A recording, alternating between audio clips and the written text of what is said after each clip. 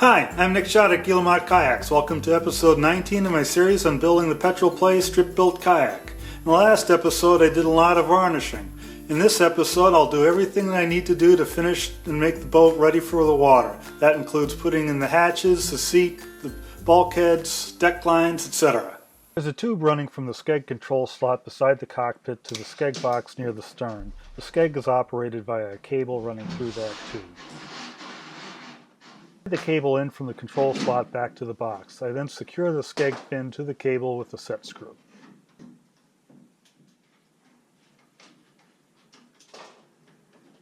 The Schade fin is hooked onto the pivot pin inside the Schade box.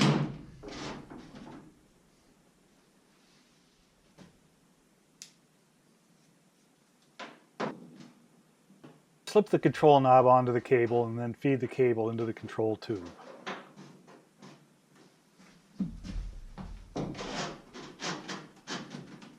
There's a small hole in the side of the control tube to accept the set screw in the knob. I start tightening the set screw until I feel it engage in the hole.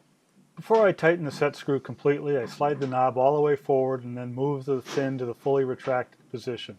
With both the knob and the fin in the same position, I can tighten the set screw. The system's a little stiff the first few times, but it loosens up with use. I placed some masking film inside the cockpit to protect against varnish strips. It's time it came out. I like to make my bulkheads out of 3-inch mini-cell foam. It's lightweight, resilient, and doesn't need to be cut perfectly to fit snugly. It just gets wrestled in place. After cutting out the bulkhead, I took a little time to round over the corners a bit. This creates a groove around the perimeter, which I'll fill with caulk. Caulk can be messy stuff, so I find it useful to run masking tape beside the foam.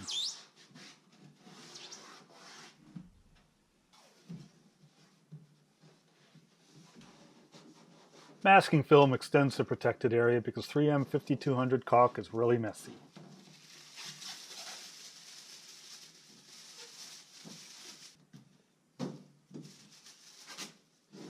I carefully squeeze a bead into the seam between the bulkhead and kayak.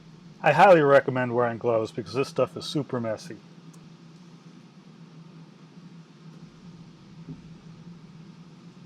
A finger is the best tool to press the extremely messy caulk into the seam. If you do make a mess, which you will, denatured alcohol will clean it off.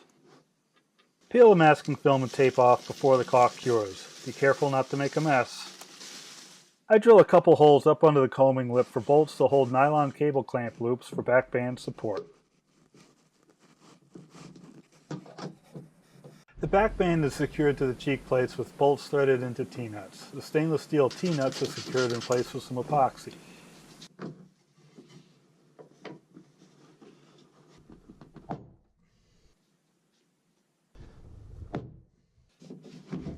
The bolts I use are flat-headed and they lie fairly flush into finish washers.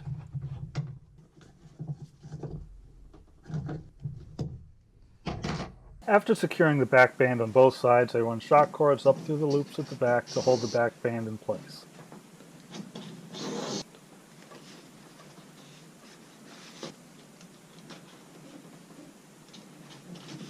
A water knot is an interlaced overhand knot that's very good for holding shock cord.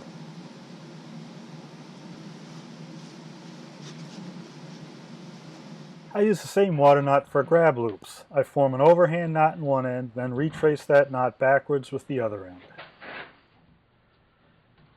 Pulled tight, it makes a comfortable ball to grab. These deck lines will just be shock cord. The cord is threaded through the recessed fittings in a cross pattern. The length of heat shrink tubing will protect and hide the joining of the cord ends. I could use another water knot here, but I like the clean look of a couple stainless steel hog rings hidden in the heat shrink. Hog rings are stiff wire that squeeze tight around the cord. This creates a very secure joint. I use two just to be sure. The ends are then trimmed off and the heat shrink is slid over the connection before using a heat gun to shrink the tubing down. The seat will be secured in place with contact cement. You only have one shot with contact cement, so you need to be sure you know exactly where you're putting the seat. Spread the glue evenly on the bottom of the boat. Here I'm using a chip brush, but a foam one may be used instead. The brush will be trashed when you're done. More glue goes on the bottom of the seat in a smooth, uniform layer. After the glue's been applied to both mating surfaces, it needs to sit for a while until it's dry to the touch. The two glued surfaces will grab the moment they contact each other, so be sure to align everything perfectly before pushing the seat down in place. Press down to assure there's good contact everywhere. The hatch cover is secured with nylon straps that are bolted to the deck through holes drilled earlier.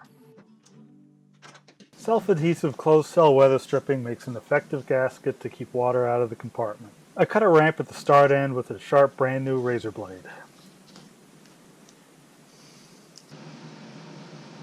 The weathered stripping is pressed in place all the way around the perimeter of the hatch.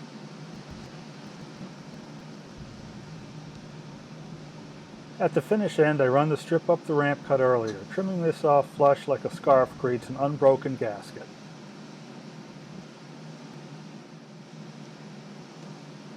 A length of parachute cord tied to the hatch and a loop inside prevents the cover from accidentally floating away.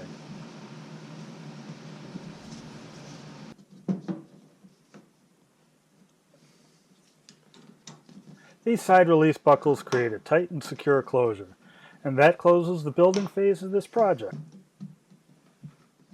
But that doesn't mean the kayak's done. No kayak's truly complete until it's been launched and paddled around a bit. So, for the next and final episode of this series, I'll be launching the kayak and bringing it out to play in its natural habitat. As the series is wrapping up, I hope you learned a lot about what it takes to make a kayak. I have a lot more information to share. If you'd like to see more small boat builds in the future, please let me know. The most concrete feedback you can give me is to help fund the production of future videos. I've set up a Patreon site to accept your funding support. Please consider a small contribution. Otherwise, your subscriptions and likes are always welcome. Please post a comment if you have any questions about any part of the build process. Until the next episode, thanks for watching and happy paddling!